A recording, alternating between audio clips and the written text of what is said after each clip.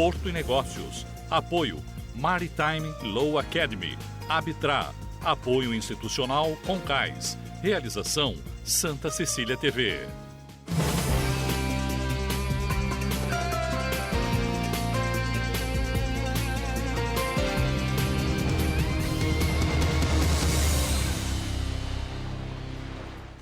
Olá, está no ar Porto e Negócios, o nosso espaço semanal para que possamos debater assuntos importantes em relação aos portos internacionais, portos do Brasil e principalmente em relação ao Porto de Santos.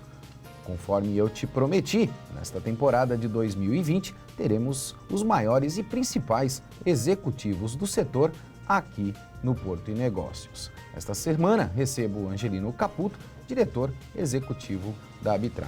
Angelino, obrigado por estar aqui conosco nesta temporada 2020.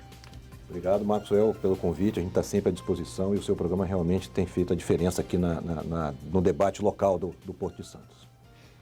Eu agradeço e tenho de confessar que isso é um projeto de todos nós, não só exclusivamente do Maxwell ou da TV Santa Cecília. É um projeto que foi incorporado principalmente pelo setor portuário. Meu segundo convidado desta semana é o presidente da FENAMAR, Marcelo Neri. Mais uma vez, estando aqui com você, como o Angelino falou, aí o teu programa já é um sucesso, já tem aí longa data de sucesso, né? Sem sombra de dúvida. Para iniciar o nosso debate, tenho que trazer o tema que está em voga agora no setor portuário, principalmente após a divulgação pela Santos Port Authority do plano de desenvolvimento e zoneamento para o Porto de Santos. Angelino, você é representante de uma entidade bastante importante no nosso setor. Qual é a tua visão em relação ao PDZ, ao Plano de Desenvolvimento e Zoneamento apresentado pela Santos Port Authority? A nossa associação está tendo alguma cautela na análise para não ficar uma crítica gratuita, né? A autoridade nos chamou para uma apresentação, ela fez um ciclo de apresentação com várias entidades locais e nos deu a oportunidade de manifestarmos a respeito disso. Então, nós devolvemos uma contribuição, ainda não tivemos uma tréplica, vamos dizer assim. Por parte da e a gente está aguardando para saber qual vai ser o andamento disso aí. Mas, basicamente, o que foi levantado lá foi assim, um melhor detalhamento do casamento de demanda com mapeamento, né? A gente olhou algumas coisas um pouco diferentes entre o plano mestre e o que está sendo projetado de demanda pelo PDZ. Então, a gente queria entender isso um pouco melhor. Marcelo, você também é um executivo que representa uma federação, né, bastante importante aqui no nosso país. Qual é a visão do Marcelo e propriamente da FENAMAR em relação ao PDZ apresentado pela SPA? A FENAMAR ela representa, em âmbito nacional, o agente marítimo. O agente marítimo ele está para o armador, né, para o navio. Então, o PDG, Plano de Desenvolvimento e Zoneamento, alguns vão falar assim, mais a operação portuária, né, terminal, carga, né? Uhum. Mas o navio é o cliente do porto. Sem dúvida. Então, a esse FENAMAR... é um ponto que eu sempre coloco, né? A gente esquece muito de ouvir o cliente. O cliente do porto é um navio, né? Político, embora esta administração da autoridade portuária, ela tem, aí dentro do TDZ eu vejo um pouco isso com otimismo, ela tem um viés de olhar também ter uma gestão sobre a carga, né? Uhum. De mais atração de carga, né? Claro. Que também é um cliente do porto, né? E a gente entende que o armador, eu vou onde está a carga, né? Então, se por conta do PDZ vai desviar negócios para outros portos, né? Eu vou para outros portos.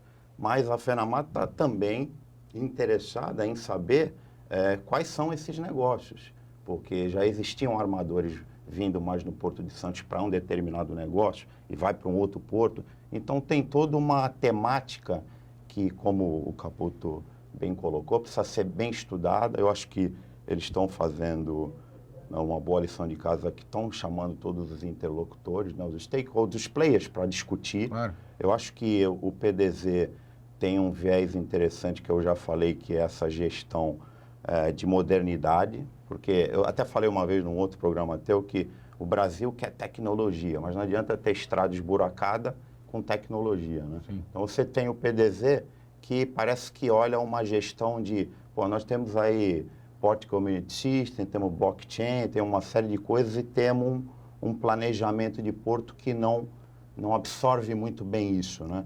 Então, eu entendo que o PDZ está olhando um pouco isso também. Partes positivas. Contrapontos são, por exemplo, o que a gente vê na discussão, talvez seja o ponto mais polêmico, que a FENAMAR, não só em Santos, mas em âmbito nacional também defende, é resguardar uma área que eu chamo de uma margem, um backup, que é o cais público.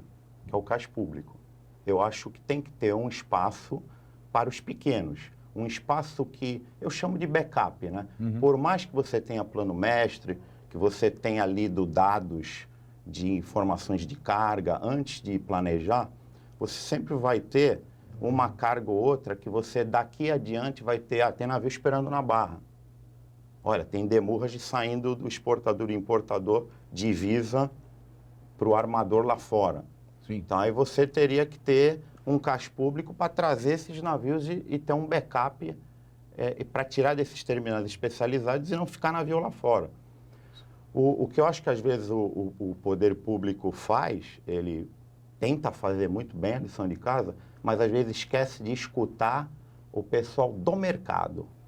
Do mercado. Esse é o grande ponto. E do mercado específico, não é só do mercado como um todo, né? Se você me permitir, já que a gente está falando de mercado, eu tive a oportunidade de entrevistar o Henry Robson, né? E ele fez uma colocação aqui fantástica que eu quero compartilhar com os dois para que a gente possa tratar efetivamente desse tema do PDZ, né? O Henry falou para nós que não deveríamos trabalhar como PDZ, mas sim como PZD, que é o plano de zoneamento primeiro e depois desenvolvimento. Faz sentido, Angelino? Rapaz, o Henry é meio sábio, né? Quando ele fala isso, ele deve ter lá a razão dele. A proposta era trabalhar primeiro o nosso zoneamento, né? Definir efetivamente o zoneamento para depois pensar no desenvolvimento. Muitas vezes a gente olha o desenvolvimento, mas a gente não tem a infraestrutura toda efetivamente pronta conforme Deixa eu falar Marcelo uma coisa colocou. Deixa eu falar uma coisa que é cara para os associados da Arbitrar.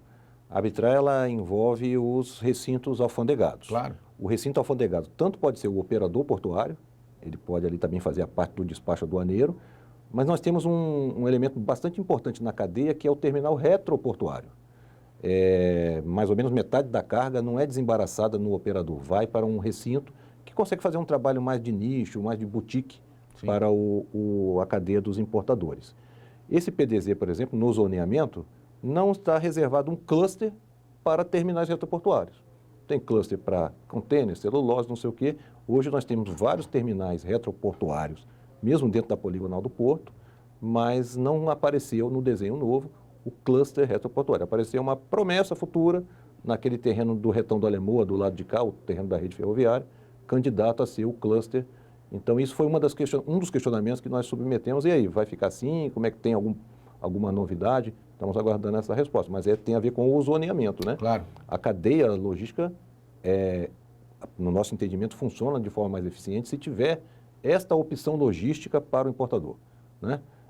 Eu não quero desembaraçar minha carga no operador, eu quero desembaraçar num recinto menor, para eu ter mais agilidade de armazenamento. Isso é uma definição do mercado. Da hora de buscar. buscar. Que regular isso é o mercado, né? E o mercado tem essa opção hoje forte aqui em Santos, né? Nós temos uma série de terminais retroportuários. Tanto os operadores portuários como os retroportuários são nossos associados. A gente mantém essa neutralidade na associação, mas a gente não pode deixar de considerar isso neste planejamento. Não tem essa área. Essa janela, vamos dizer desta maneira. Eu queria fazer um questionamento, pegando um gancho absoluto disso tudo, porque é algo muito importante. Nós acompanhamos agora, recentemente, na semana passada, a aprovação, principalmente, do Porto de Paranaguá para receber os grandes Panamax, né, os navios 366. E toda vez quando a gente fala da clusterização, né, nós vamos ter um viés natural, principalmente no Porto de Santos, por ser o maior porto da América Latina, de um hub port. Nós temos uma série de problemas de infraestrutura e principalmente de dragagem. Marcelo, esta questão do recebimento, principalmente de navios 366, pode impactar na fuga de carga do Porto de Santos? Bom, primeiro que se fala no Porto de Santos como um hub port, eu me lembro de uma fala do então ministro Pedro Brito, né, que era, então na época era secretário da pasta de portos, em 2007, no Santos Export de 2007, onde ele falava que Santos seria aí o hub port e teria que ter aí o aprofundamento de 12 para 15 metros, né, em 2007, e um distanciamento na largura do canal de, parece que 250 metros, 220 para 250 ou 230 metros, isso. E era 2007, né, e nós ainda estamos patinando nisso, né. Sem dúvida nenhuma, para hub port, você vai ter que ter navios de 366. Indiscutível. Senão não faz sentido, você possa né? distribuir para você distribuir a carga. Então, o navio 366, né? Inclusive, acho que até na própria fala do Tércio, né? É um ponto-chave, ponto de partida para celebrar aí o Porto de Santos como hub port. Né? Qual é a tua visão, Angelino, em relação a esta questão? Essa questão do navio tipo, né? A gente sabe que os navios estão crescendo e os maiores navios fazem o eixo leste-oeste, né? Ásia, Europa, Estados Unidos. O navio da geração anterior é remanejado para atender aqui o eixo norte-sul. Então, o navio 366 está dando espaço para o de 400 metros lá e o 366 tem que vir para cá. E ele vai aonde ele puder entrar. Então, se Santos não puder, obrigado, vou entrar em outro porto. Né? E aí tem realmente essa questão de comprometer a estratégia de aqui virar um hub port. Ele vai vir, isso não tem dúvida. Não, a gente sabe disso até em virtude do novo arranjo logístico mundial que nós temos, né? Eu acompanhei, e os telespectadores também, o Canal do Panamá, o programa que nós fizemos na semana retrasada, e evidentemente a gente percebeu aí esse novo arranjo logístico mundial que está existindo hoje no mundo de um modo geral. No próximo bloco, eu vou falar com esses dois experts em relação ao impacto da moeda norte-americana aqui no nosso país, em virtude da alta que nós estamos acompanhando.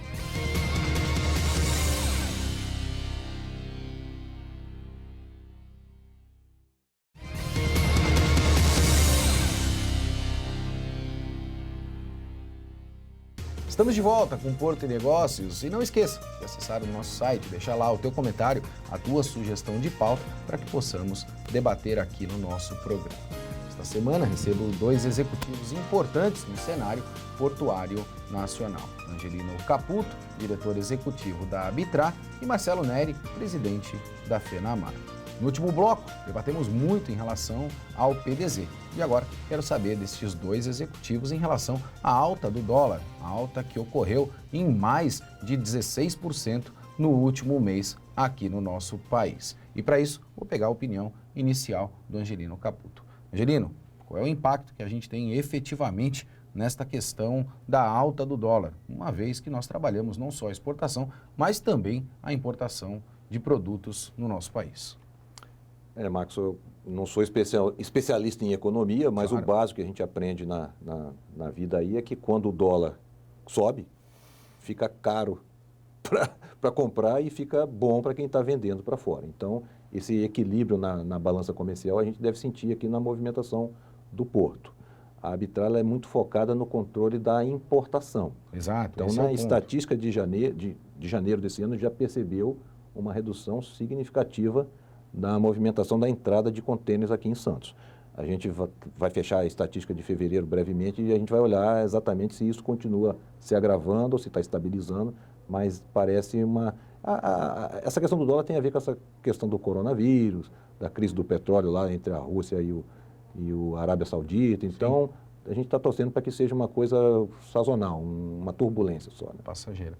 Marcelo, quero pegar a tua opinião, principalmente porque muitas empresas estão alavancadas aí no mercado futuro, efetivamente com investimentos comprometidos em dólar. E a gente sabe que efetivamente este mercado é o mercado que trabalha o transporte logístico mundial. Como é que você está sentindo esta questão do aumento do dólar? O mercado está preocupado efetivamente com esta questão, até principalmente em virtude da declaração do nosso ministro Paulo Guedes, que vai deixar a moeda flutuante aí ao longo dessa política econômica estabelecida pelo governo federal? Eu também não venho do mercado financeiro, mas a gente tem que fazer algumas leituras, né? Porque evidente, a gente está em negócios, né? Nós Principalmente estamos suscetíveis a isso, comércio né? exterior e o mercado, de uma maneira geral, principalmente o mercado portuário, o mercado de comércio exterior, já fazia uma leitura em 2019 com a entrada com esse novo governo, com Paulo Guedes, porque é um governo de viés de dólar alto. Né? esse governo não vai ter dólar baixo, porque é um governo que entende que é ilusório você ter um dólar na casa de como se tinha antigamente, né, de 2, 2,5, 3. Eles querem um dólar um pouco mais alavancado por conta de exportar, por conta das exportações. Isso está claro. Está claro nas declarações, está claro nas não interferências do governo com relação ao dólar. Essa alta, aí obviamente você tem que ter uma preocupação, uma cautela com essa alta aí, chegando a 4,85, porque também você tem que ter um equilíbrio. E aí você tem aí o coronavírus, que a gente fez aí várias leituras de planejamento para 2020, sabíamos que ia ser um ano difícil, mas não esperávamos o coronavírus e essas outras dificuldades que veio com esse evento. Por exemplo, como o Caputo já mencionou, o OPEP aí com a Rússia e tudo mais. Eu acho que o dólar, ele é bom para a exportação, dessa forma. A FENAMAR mesmo, que representa o agente marítimo, ele exporta serviço, né? Ele exporta serviço. Sim, claro. Óbvio que tem toda uma, né? A gente também, quando vai viajar para fora, a gente não quer pagar, o dólar está alto, é ruim, né? Sim. Mas você não vai viajar 30 vezes por ano, né? E você você exporta serviço e está recebendo o ano inteiro, né? Então tem todo um equilíbrio que eu acho que não, a minha opinião, agora a opinião de Marcelo, você não deve deixar alavancar o dólar, mas também não se deve ter um dólar que é o dólar do Alice no País das Maravilhas, né? Que nós temos um câmbio flutuante, né? Então o governo entende que flutuar não é interferir, você tem que deixar o mercado agir, né? Sem sombra de dúvida, mas desde que a gente tenha uma política econômica extremamente bem estruturada e definida. Eu falo isso porque eu tenho de levantar a preocupação, principalmente dentro do nosso mercado, quando a gente fala de um câmbio flutuante, porque nós estamos em momentos de investimentos, né? Nós havíamos feito os investimentos especulativos, né? O mercado tendia para isso, ou seja, na especulação você ia fazer o investimento e hoje você precisa fazer investimento em infraestrutura, em obra. Nós temos carência muito grande, principalmente dentro do segmento portuário. E vindo com um investimento exclusivo nessas questões de infraestrutura, pontos como a revisão, principalmente da nossa carga tributária e da nossa legislação trabalhistas, são fundamentais para que a gente tenha capital estrangeiro aqui aportado no nosso país. Já fica a dica para você aí, assista o documentário Indústria Americana no Netflix e você vai perceber de que maneira o chinês investe no nosso país. Angelino, esta analogia faz sentido para tudo aquilo que os associados da Arbitrar estão esperando para o ano de 2020? Marcos, é interessante assim, embora a gente esteja no momento, né, passando por uma crise, não sei o quê, lá no fundo, todo mundo está esperando que vai ter uma recuperação da economia. Claro. Ninguém abandonou essa ideia ainda. Não, é uma crise, a reforma vai vir, a reforma está atrasada, não sei o quê, mas no fundo, na essência, todo mundo sabe. Mas, por enquanto, entre os nossos associados, está todo mundo na expectativa de ter realmente as reformas que o país precisa, de os investimentos que o ministro Tarcísio tem chamado, né, virem efetivamente, que o setor possa alavancar. E a gente já sabe, em termos de número, o que acontece na economia acontece 3 vezes no porto. Então, se, por exemplo, melhora 3 vezes o crescimento na economia, melhora 9 no porto. Sem dúvida. Não sei por que tem essa relação. Então, para nós é muito aguardada essa recuperação aí, né? Marcelo, o Minfra vem tratando muito essas questões de investimentos em infraestrutura, mas eu sinto falta ainda do capital estrangeiro aportado aqui no nosso país em virtude desta instabilidade que eu pontuei inicialmente. Qual é a tua visão em relação a esse ponto? Bom, é uma pena o coronavírus, né? É uma pena o que vem acontecendo, principalmente essa questão do coronavírus, porque o governo, a gente sente, os investidores vinham sentindo que está fazendo a lição de casa corretamente, né? O Minfra aí, o Ministério da Infraestrutura, é aí a pasta que mais ovacionada positivamente, e a gente tem aí coisas que não vinham saindo antes em termos de infraestrutura, nesse governo vem sendo feito, né, efetivamente, né? E o que a gente vê, infelizmente, principalmente com o coronavírus, é que o dado principal para o investidor é o PIB, né? Claro. Então, quando ele olha um PIB com crescimento de menos de 2%, ele já para, ele breca. Não tem muita... o PIB é o dado principal de início que o investidor olha. E por mais que a gente veja um PIB... mas um PIB de menos de 2%, não é um PIB tão ruim se você olhar que isso não é investimento público, porque o governo está parado, não tem dinheiro. Isso é investimento da iniciativa privada. Então, não é um crescimento tão ruim, né? Mas, por outro lado, você já vê projeções de... não vai ser melhor que isso, talvez um pouco pior, né? Porque aí temos o coronavírus e temos uma série de coisas. Tivemos aí... temos as eleições americanas também, né? Que Sim. tem aí o Trump com chance de reeleição, onde o dólar se mantém alto também. Então, tem uma série de coisas que a gente também sou otimista, como a gente espera uma retomada. Eu acho que o governo... o que o governo precisa fazer com tudo isso que está acontecendo, já que eles vinham fazendo a lição de casa corretamente? Continuar fazendo o que eles estão fazendo, encaminhar as reformas. As reformas têm que sair, as reformas têm que ser encaminhadas. Independente de todo o barulho que se faz, que é muito difícil, porque não é sinérgico, né? Sim. Você tem...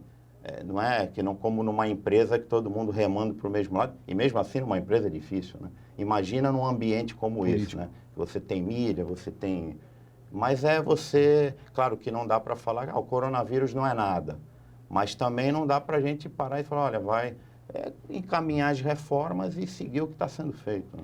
Angelino, deixa eu usar da liberdade que eu tenho com você. Eu sei que você transita muito por Brasília e principalmente dentro do Ministério da Infraestrutura e tem um excelente relacionamento com todos os atores que lá estão. E a gente percebe uma agenda bastante construtiva, principalmente do Ministério da Infraestrutura. Você percebe ainda, apesar de todas essas dificuldades que o governo vem enfrentando brasileiro hoje, que esta demanda ainda por infraestrutura é uma agenda do Ministério da Infraestrutura para os portos do Brasil? Tem a menor dúvida, tem a menor dúvida. A gente vê isso com a prioridade, a gente vê na confiança que o ministro Tarcísio tem no secretário Diogo Piloni, o próprio secretário executivo Marcelo Sampaio também tem dedicado grande parte do tempo dele e atenção para as questões portuárias. A gente observa todas essas boas intenções, né? O que nós temos que trabalhar é isso que o Marcelo falou, acabar as reformas, sinalizar para o mercado internacional a segurança jurídica, que é um bom negócio investir aqui, que isso vai ter retorno, e esse é o dever de casa que não é só cobrar do governo também, o setor privado tem a sua contribuição a dar. Claro, e tem a sua responsabilidade. Então, isso é o país, né? A gente vê, por exemplo, além da sinalização do PIB, algumas pesquisas que são feitas, que são vitrines mundiais, como o relatório do Doing Business, a pesquisa do Fórum Econômico Mundial, que às vezes o próprio empresariado brasileiro sabota o país. Ele pensa que se ele responder lá dizendo que a coisa está pior do que ele vai conseguir uma benesse para ele. Vou botar isso aqui para ver se o cara barateia o preço. E ele não sabe que está dando um tiro no pé. Está levando o Brasil para uma posição irreal, muito abaixo do que é na realidade. E isso, na hora que o investidor olha esses relatórios, fala, eu não vou desse país não. 139 entre 170? Não, vou para algum lugar mais desenvolvido, como o Gabão, Botsuana. E não é verdade, né? É claro. Com certeza o Brasil está na frente desses caras. Como é que a gente está numa pesquisa dessa abaixo disso? Então a gente tem que ter esse compromisso também de estar vendendo o país porque é bom para todo mundo. Né? Concordo. Não precisa manipular a pesquisa, mas só dizer o que é a realidade. Não, concordo plenamente, até porque a gente sempre fala que o americano é um dos maiores vendedores do mundo, porque na verdade eles sempre autovalorizam absolutamente o que eles têm. E a gente ainda tem essa síndrome tupiniquim no Brasil de falar mal de tudo que nós temos. Infelizmente a gente está chegando ao final do nosso programa, mas antes eu preciso questionar essas duas entidades extremamente importantes. Marcelo, vou começar por você. Qual é a visão da FENAMAR para 2020? Fruto de todas essas dificuldades que nós colocamos aqui, tratando de uma forma positivista, já que esta é a nossa agenda. Nós temos aí eleições municipais vindo pela frente, as eleições nos Estados Unidos. Qual é a visão da FENAMAR para 2020? Eu achei interessante a fala do Paulo Guedes, quando ele diz que vamos mostrar para todos que, mesmo diante de todas essas dificuldades, a gente vai ser o país que vai conseguir remar contra a maré, né? E para isso é necessário encaminhar e conseguir fazer as reformas, né? Eu acho que eu continuo sendo otimista, sou otimista. Eu gostei quando eu conheci esse dado que o Caputo colocou, que a gente melhora 9 vezes a mais no Porto. 3 vezes mais do que acontece. 3 vezes mais do que Também se acontece. Fiquei mais otimista ainda, se né? piorar 3 vezes a economia, piora 9 vezes o Porto. 9 vezes o Porto, né? Tem os dois lados, né? Tem os dois lados. Tem os dois lados. Mas eu sou otimista, sendo otimista, a gente fica mais otimista porque é um dado interessante. E eu acho que é isso, se a gente conseguir, já fizemos a Previdência, a gente conseguir encaminhar as reformas, eu acho que nós temos tudo para... O setor portuário não tem crise, no agronegócio, por exemplo, não tem crise. Você tem o Porto crescendo, o Arco Norte, acessos viários agora melhorando com o Ministério da Infraestrutura, encaminhar as reformas e a nossa visão é de otimismo.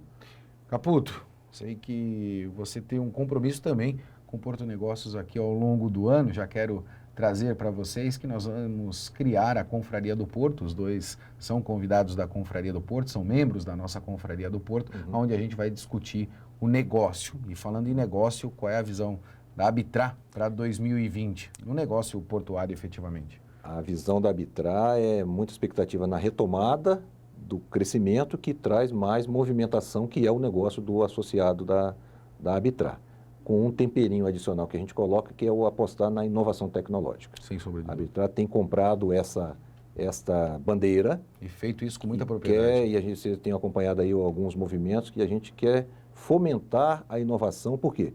Porque isso vai dar eficiência operacional, vai dar mais rentabilidade para o nosso associado e vai colocar o Brasil também em condições de competição de classe mundial. Então, a Abitra tem esse compromisso de trazer o máximo possível de inovação tecnológica para o setor.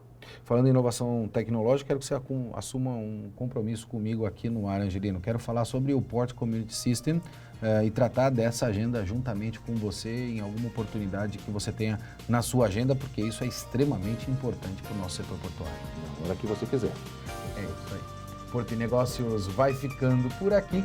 Um forte abraço e até semana que vem.